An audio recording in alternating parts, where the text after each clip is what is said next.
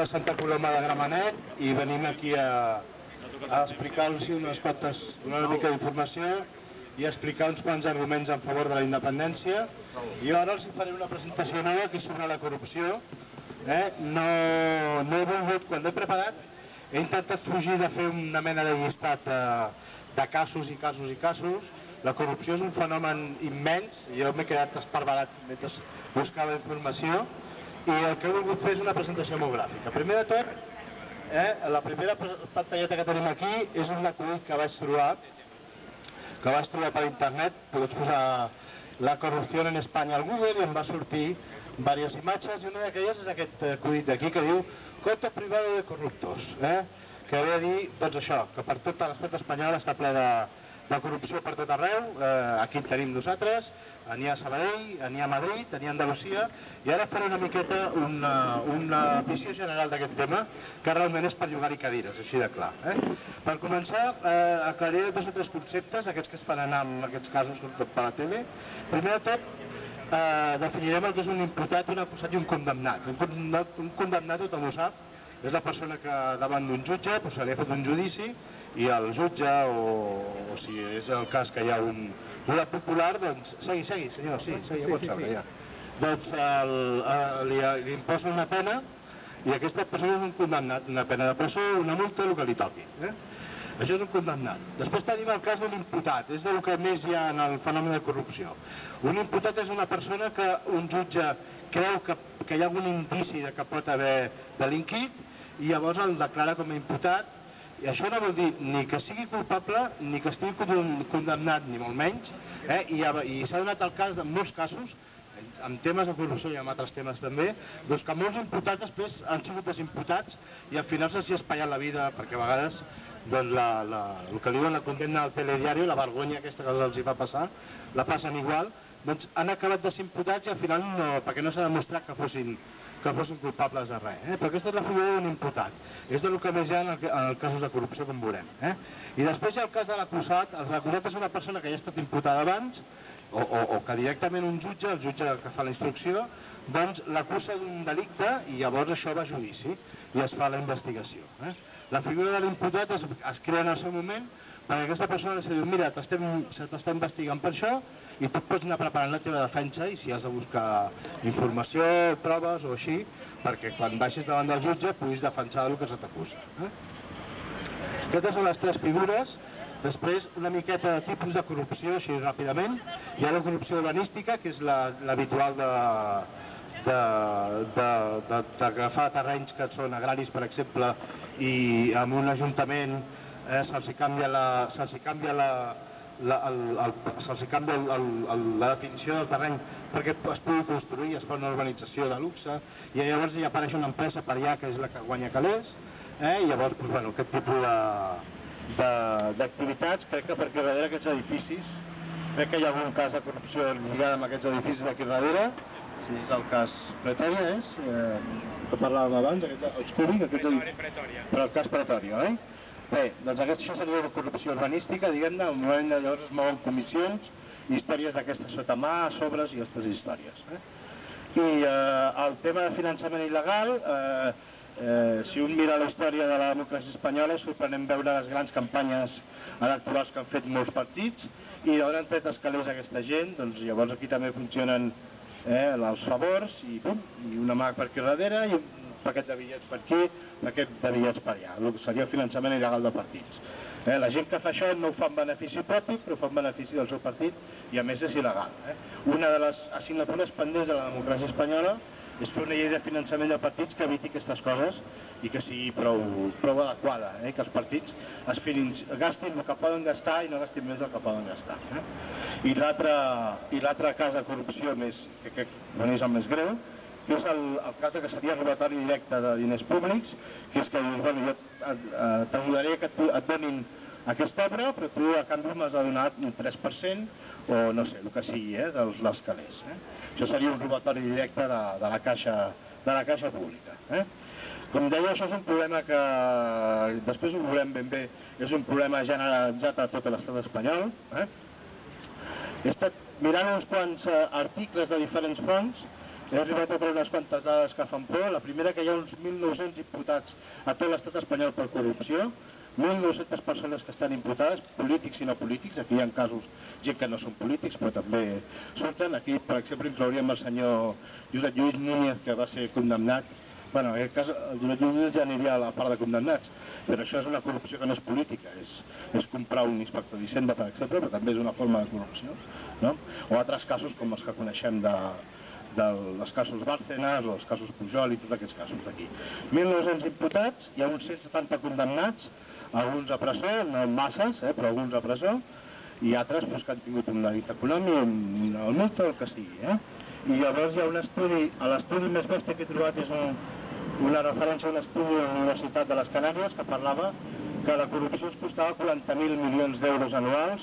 Això és una estimació i és molt difícil saber ben bé quan ens costa les arques públiques. Però aquest estudi parlava de 40.000, hi ha altres que parlen de 20.000, perquè ens fem una idea de quan són 40.000 milions d'euros anuals, doncs l'edifici d'una escola de primària, complet, pot valer, depèn del lloc on està i de com és el terreny, etc. L'edifici pot valer entre 4 i 5 milions d'euros, la construcció d'un edifici. Un hospital pot valer uns 60-70 milions d'euros, i perquè es fem una idea de la magnitud de la tragèdia. I hi ha també, doncs, com un altre que també fa molta por, són el número de casos de corrupció, causes judicials que hi ha obertes, algunes s'han anat ramificant, unes per aquí, per allà s'han anat dividint. El número de casos judicials oberts que hi ha actualment són de 1.661. Per tant, si tots sabem que hem anat al jutjat alguna vegada per un tema que haguem tingut, fins i tot un tema de circulació, i sabem que triga un tribunal en fer-se el judici, emetre la sentència i tot el procés, doncs imaginem que tenim 1.661 causes. Això són els 4 punts que volia fer. Ara començarem la part gràfica de la presentació i la part de mapes i gràfiques, que és la forma més ràpida de veure-ho. Primer de tot parlarem d'una ONG que es diu Transparència Internacional.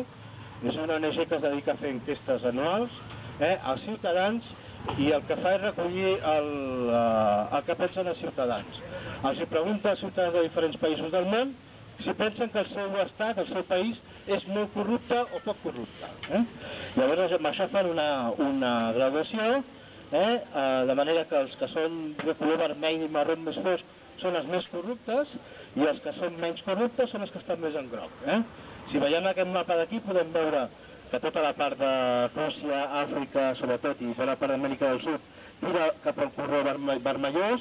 Allà els ciutadans tenen la percepció que la corrupció és bastant freqüent, i els països que estan millor amb els que ens hem d'ensemblar, com dèiem aquí abans, amb la discussió anterior amb aquelles persones, doncs són els que estan en groc, que serien els països nòrdics, com veiem aquí, Noruega, Suècia, Finlàndia, Dinamarca, són els que sempre es posen de model per moltes coses, i una d'elles és per la corrupció.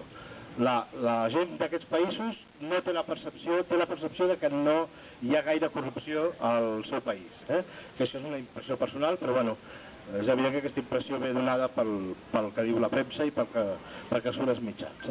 En el cas d'Espanya veiem que està entremig, està per mig i ocupa el lloc 37.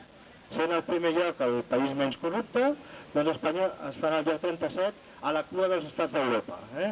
Estaríem al grup que forma part amb Itàlia està pitjor que nosaltres, Grècia ja no diguem, però bastant lluny del que són els països nòrdics i fins i tot Alemanya, doncs que la percepció que té la gent de la corrupció és bastant menor que la que hi ha aquí a Espanya. Evidentment, tota aquesta munió de casos que parlava, 1.661 casos judicials oberts per temes de corrupció, no permet que la gent tingui la sensació que aquí no hi ha poca corrupció. Votes.org. I aquest mapa, crec que és del 2012, les dades són, es va dedicar a agafar casos de corrupció un per un i situar-los en un mapa via Google Maps. Va ficar la bandereta del partit que afectava i podem veure doncs, que aquí, en el cas de Catalunya, tenim les casos de corrupció del PSC i de Convergència, alguns casos que surten per aquí, com el cas Palau, etc. Però si veiem a la resta d'Espanya, veiem que la bandereta del PP és la que més abunda per tot arreu, n'hi ha per la zona de Madrid, per la zona de Castella, Andalusia, i també la del PSOE per tot arreu n'hi ha. Ara hi ha alguna cosa per Aragó també, del Partit Aragonesista, etc. I també del PNV, en alguns llocs. Així veiem que la majoria de partits que han tingut molt de poder durant molts anys han anat, no tots, però molts d'ells, ha acabat ficant-se la corrupció dintre del partit i acaba sent una mena de campi qui pugui. Hi ha alguns casos que tots sabem són bastant, com després comentarem. Això, aquestes dades més o menys, amb un altre estudi d'una altra font, que és el Cercle Català de Negocis, les tenim en aquest gràfic d'aquí. Vull dir que jo he tirat de fons de diverses fonts, però totes més o menys, amb algunes diferències en quant a números d'imputats i de casos i de més, les conclusions són bastant similars, vull dir, deixen un panorama que és per sortir corrents. Com deia, aquí amb aquestes barres les plasmaríem una mica el que hi ha aquí d'aquest mapa. És el número de casos de corrupció per partit, això són dades del període 1984 en 2013, i veiem que els dos partits més afectats per la corrupció, el número de casos, són el Partit Popular i el Partit Socialista i totes les seus satèl·lits, que té el PSC, el PSIB, el Partit de València, en fi, el d'Euskadi, tot aquest grup de partits, diguem-ne, que són lligats al Partit Socialista. El PP té 226 casos de corrupció en marxa en aquest moment, és el rei del rànquing, el que va davant de tot. El rei, com deia, el rei també té casos de corrupció pel mig, però bueno.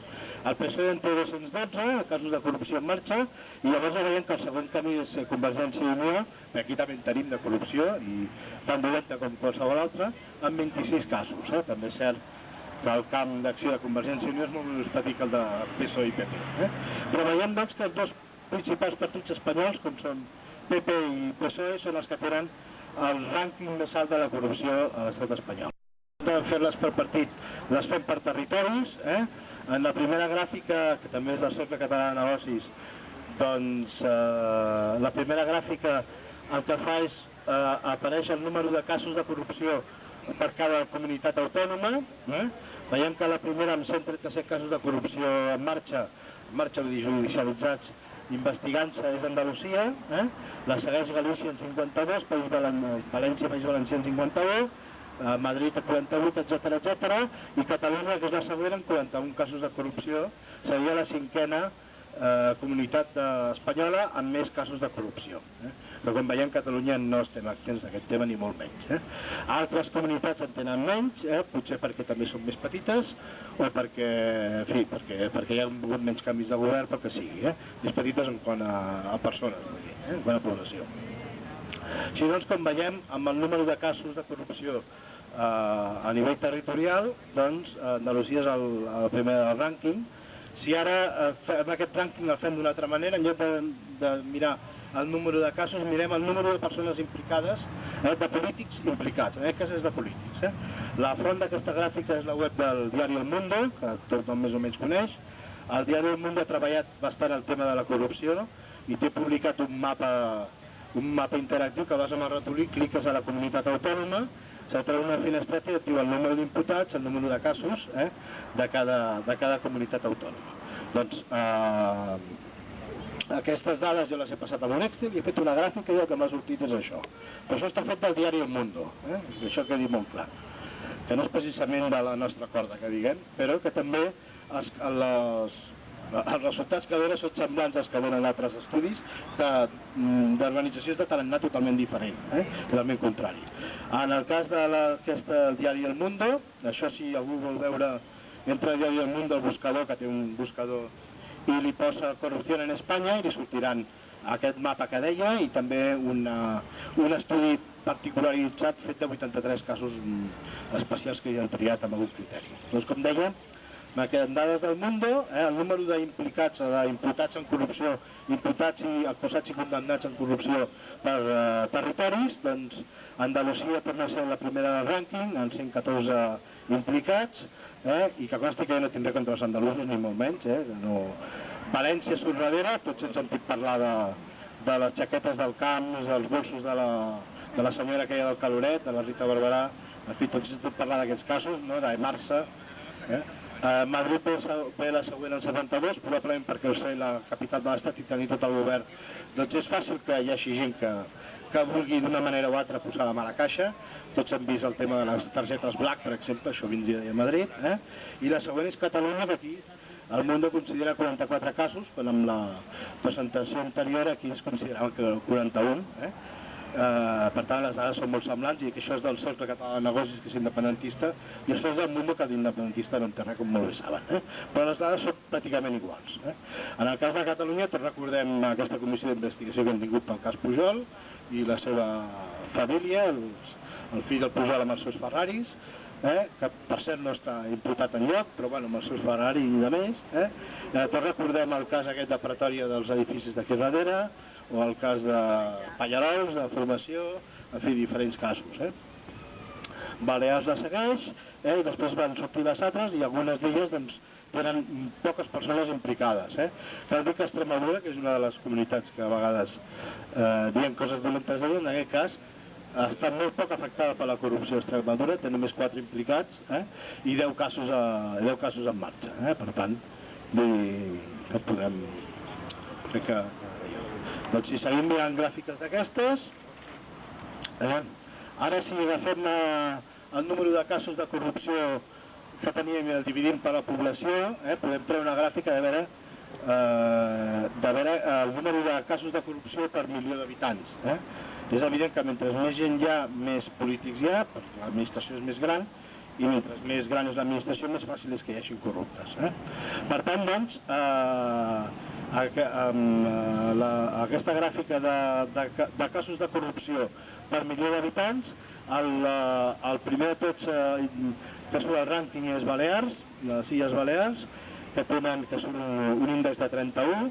Balears no té una població molt gran en quant a habitants, crec que són 1 milió i pico, les Illes Balears, però tots sabem, hem sentit parlar del cas Palmarena, del senyor Matas, de tots aquests casos, hi ha uns quants implicats. El partit aquest que es deia Unió Mallorquina, que va desaparèixer, també té tots els grans caps, els dirigents d'aquell partit, tots estan a la presó, per tant estan afectats per corrupció. Aquesta és una miqueta la gràfica, per això són Balears en primer lloc. El segon surt Ceuta. Ceuta és una ciutat molt petita que té molt pocs habitants, per tant, amb pocs casos de corrupció ja surt a dalt del rànquing, perquè tenen una població molt baixa i ja passa això.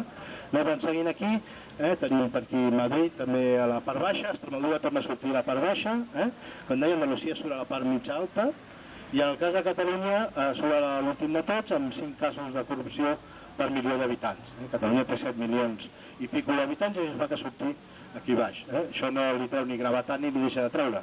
Senzillament que al tenir més població, el número de casos per milió d'habitants és més baix. L'última gràfica que els volia presentar és el tema dels calés. Això quants calés ens costa, com deia? Hi ha un estudi que parlava de 40.000 milions anuals, i aquesta gràfica d'aquí que tenim, aquí el que fa és fa un rànquing dels casos. Això són els casos de corrupció. Per aquí surt el cas Pretòria, com veiem, que deia abans. Hi ha els casos de corrupció i els diners que impliquen aquests casos, els diners que s'ha robat a l'erari públic d'aquests casos de corrupció. El que ja ha posat al davant és el cas Malaya. El cas Malaya és un cas que crec que es va donar a Marbella. Em sembla que és el que va portar la Pantoja a la presó, si no m'equivoco, si no em falla la memòria. Isabel Pantoja, doncs són 2.400 milions d'euros. El cas Malaya el que afecta a la corrupció, en quant a diners que no tenim per fer infraestructures i per gestionar la cosa pública. El següent cas és el cas de la formació d'Andalusia, l'educació. En aquest cas era una sèrie de fons per fer cursos per aturats, que aquests cursos en molts casos no es van fer, o es van fer de forma irregular, a vegades fins i tot en la complicitat de gent que signava quan s'hagués fet el curs i aquell curs no s'havia fet. Aquest cas en concret és molt greu perquè ha sigut molt generalitzat, ha afectat a tots els partits que hi ha a Andalusia, PSOE i Izquierda Unidas que més, perquè són els que han governat, però també el PP, també sindicats, també les patronals, fins i tot les mateixes patronals d'Andalusia. És un cas realment molt greu, que és molt sistèmic, que s'ha escapat per tot arreu. Tenim el cas del senyor Emilio Botín, aquell que deien que no era casta, no sé qui deia que l'Emilio Botín no era casta, doncs el senyor Emilio Botín havia defraudat a l'erari públic 2.000 milions d'euros, són calés que s'havien dut un paradís fiscal sense pagar impostos, per no ser casta, doncs Déu-n'hi-do el senyor Botín. Tenim el senyor Juan Carlos era l'anterior rei, També el senyor Juan Carlos, tots sabem que ha fet una sèrie de negociats i tota una sèrie d'irregularitats que ens fan mal i que ens han costat al llarg de tota la vida uns 1.700 milions d'euros. Aquesta és l'estimació que han fet els autors d'aquesta... El cas del CERE d'Andalusia, aquest és un cas d'expedients de regulació d'ocupació irregulars que es feien a Andalusia algunes empreses, expedients falsos d'empreses que no feien aquest ERE, però que en definitiva el que feien era declarar un ERE virtual fals per aconseguir tenir una sèrie d'ajudes i un sèrie de pagaments de l'Estat.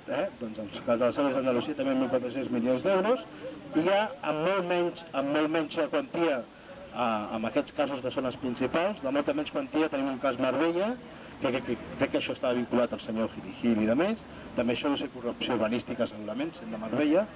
El cas Gürtel es dona una paradoxa. El cas Gürtel és el cas que té més imputats de tot l'estat espanyol. El cas Gürtel és un cas de finançament del Partit Popular, finançament il·legal i de gent que hi posava la mà per cobrar alguna coseta.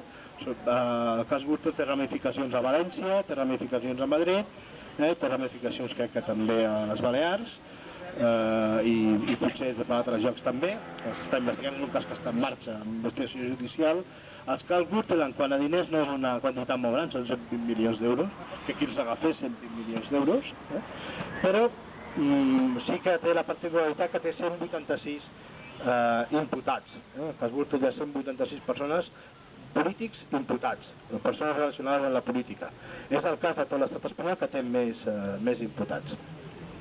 I aquí doncs tenim l'altra sèrie de casos, que això ja són menys quantitats. Aquí comencen a aparèixer els casos que ens afecten més directament, que tenim més a prop, el cas dels catalans, el cas de Pretèria, com dèiem aquí, de 45 milions d'euros, el cas Palau, el famós cas Palau del senyor Millet, i amb la connivència de les autoritats polítiques del moment, socialistes i convergents sobretot, els governs que hi havia en aquell moment, doncs es va dedicar a treure diners del Palau de la música i dedicar-los a altres coses personals. El cas Palau uns 35 milions d'euros, i el cas aquest d'aquí de la ITV, aquest és el cas que afecta un dels fills del senyor Pujol, que són uns 10 milions d'euros. En aquest cas concret a l'Oriol Pujol, el fill aquell que estava a Convergència i que va deixar el partit.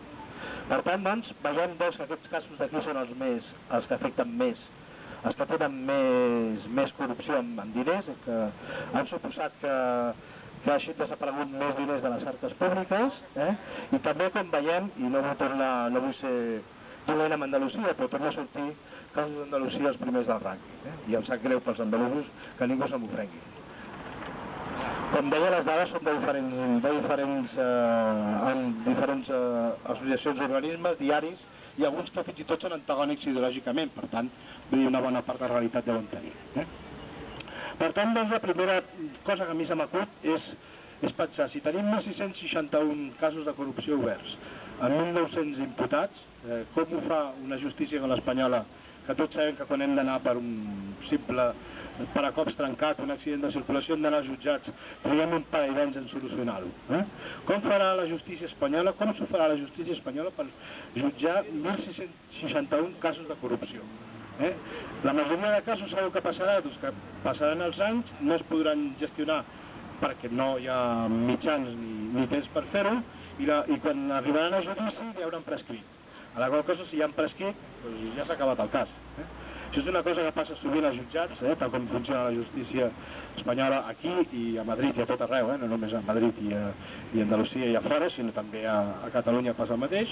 Doncs es veu, sembla molt raonable pensar que és pràcticament impossible que es pugui passar comptes amb els corruptes amb les eines judicials que tenim en aquest moment. Sembla bastant difícil. I també si mirem què fa el govern espanyol per intentar que això millori, no sé, el número de jutges s'ha augmentat però molt poquet, no hi ha... Els jutges estan sobrecarregats de casos, a més en algun cas com el nostre jutge Vidal el fotren fora de la carrera judicial, com molt bé sabem d'aquests últims dies. Per tant, veiem que la justícia espanyola es veu com incapaç de gestionar tot aquest merder de corrupció sistèmica que hi ha a l'Estat i que no veiem com podem solucionar-ho.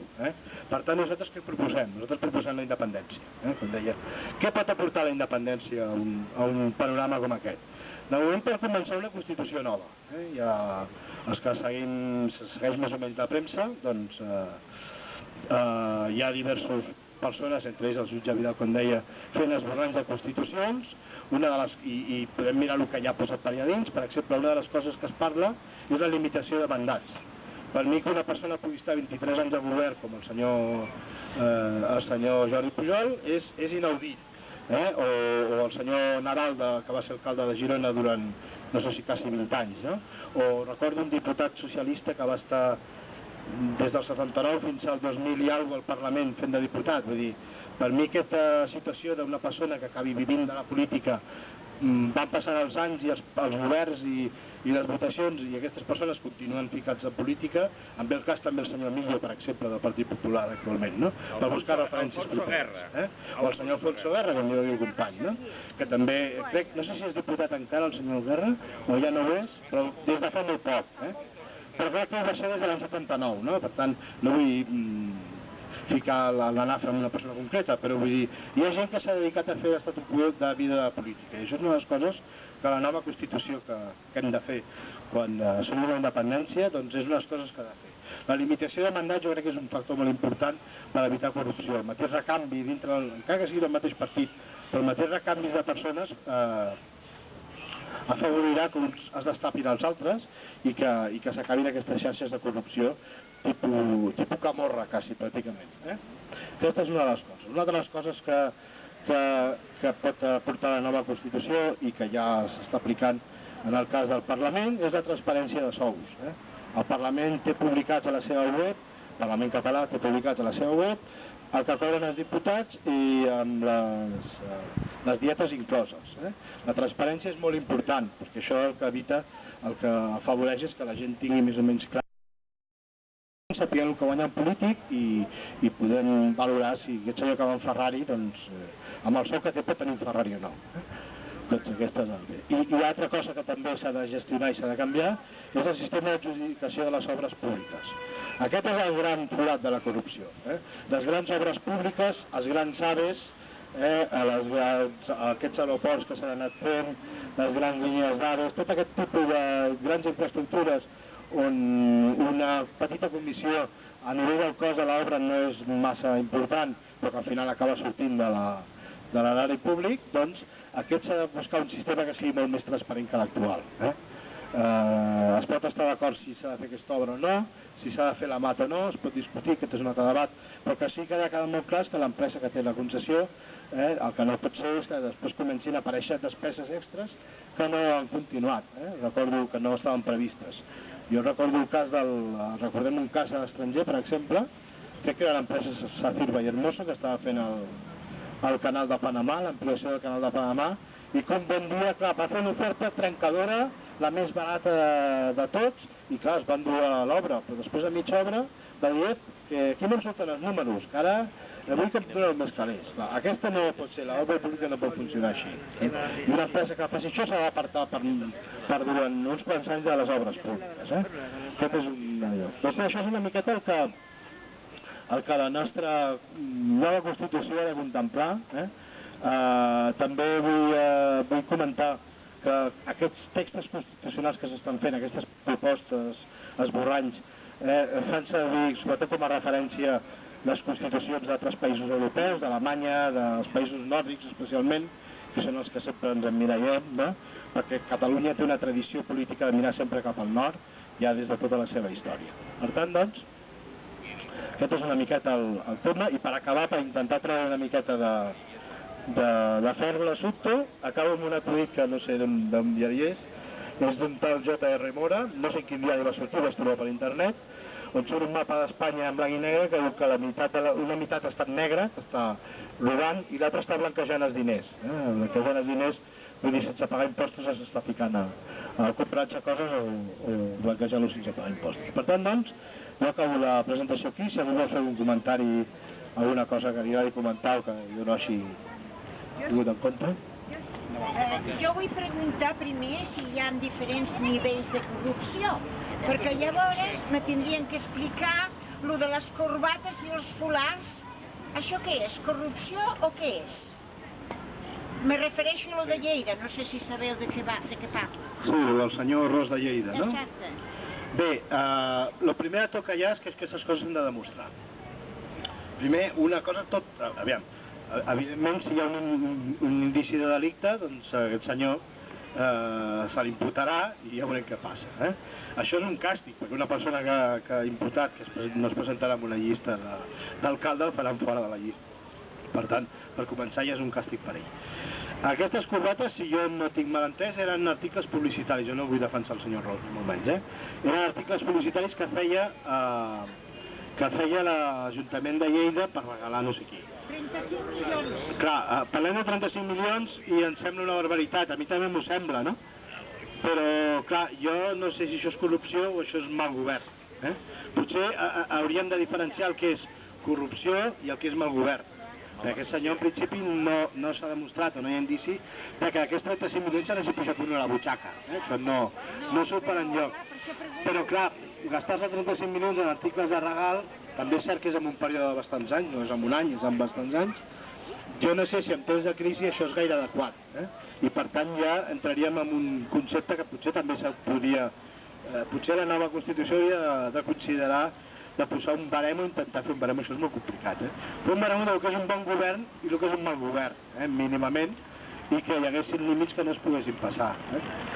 És evident que amb una mica més de transparència també, si aquestes despeses s'haguessin publicat a les webs avui en dia, possiblement no s'hagués donat aquest nivell de 35 milions, perquè algú li toqui al senyor alcalde.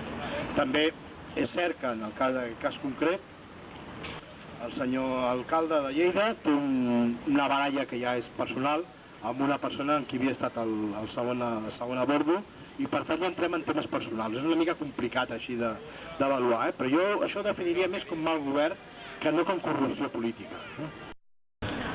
Perquè totes les coses estem fent la comparativa a dintre d'Espanya, per dir-ho d'alguna manera, però seria interessant saber si tens alguna idea de les dades comparades en Europa, ja sigui amb el resta d'Espanya o Catalunya, perquè tinc entès que el major número de bitllets de 500 euros circula per aquí, i això vol dir blanqueig, m'han dit a mi. Per tant, no sé si aquí podem aportar alguna cosa més al debat. Dades internacionals de corrupció no tinc. El que sí que tenim, europees, el que sí que tenim és aquest mapa de transparència internacional, que és una mica la percepció que tenen els ciutadans. Veiem que a nivell europeu, aquí no es veu perquè és petitó, però bueno, segur si voleu acostar, aquí surt Itàlia, que està amb un color més vermellós que el nostre, i per aquí surt Grècia, que també està ben fosqueta, per això deu ser Albània, suposo, i aquest d'aquí deu ser Moldàvia o Romania. Per tant, doncs, veiem que els ciutadans, la percepció de corrupció que tenen els ciutadans dels seus governs, en el cas dels estats del sud d'Europa és bastant més gran que del nord d'Europa, i tots sabem que en el cas de Grècia té uns problemes econòmics molt grans. En el cas de Grècia, més o menys, tots hem sentit parlar que l'evasió d'impostos que hi havia, el fet de pagar en negre moltes coses sense pagar IVA, per exemple, no? Doncs això és el que ha portat Grècia on l'ha portat, a part del mal govern, com deia abans.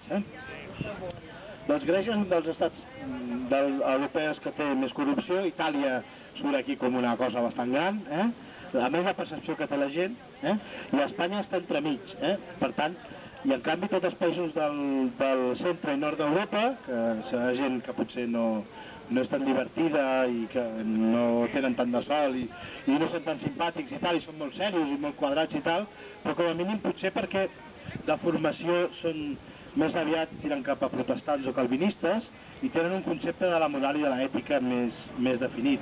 És evident que el tema de la corrupció és un problema, a banda de ser un problema dels polítics que escollim nosaltres, compte, que els hem escollit nosaltres. A banda de ser un problema polític i econòmic, és un problema ètic i moral. És un problema de gent que no té escrúpols i que fa servir la política com a eina de vida, i si en lloc de política hi hagués una altra cosa, ho farien amb una altra cosa. No ho fan amb això perquè és el que tenen a mà. Per tant, sí, queda ben clar, no? Al nord d'Europa, Suècia, Noruega,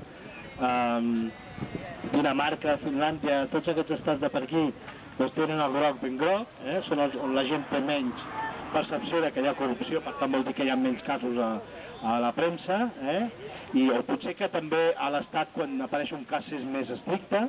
Jo puc recordar, per exemple, al Regne Unit, alguns casos que hi ha hagut d'uns lords que passaven despeses personals, petites despeses personals de 200-300 euros, de dinars, de coses així les passaven al càrrec del Parlament britànic i que els hi han fotut una clatellada als seus propis partits. Vull dir, això no té res, comparat amb el que hi ha per aquí, és una minúcia. Com hem vist, hi havia corrupcions que suposaven 2 o 3.000 milions d'euros. Vull dir que a vegades aquestes coses són minúcies comparades, comparativament. Per tant, doncs, és evident que al nord d'Europa hi ha molta més corrupció que al sud d'Europa.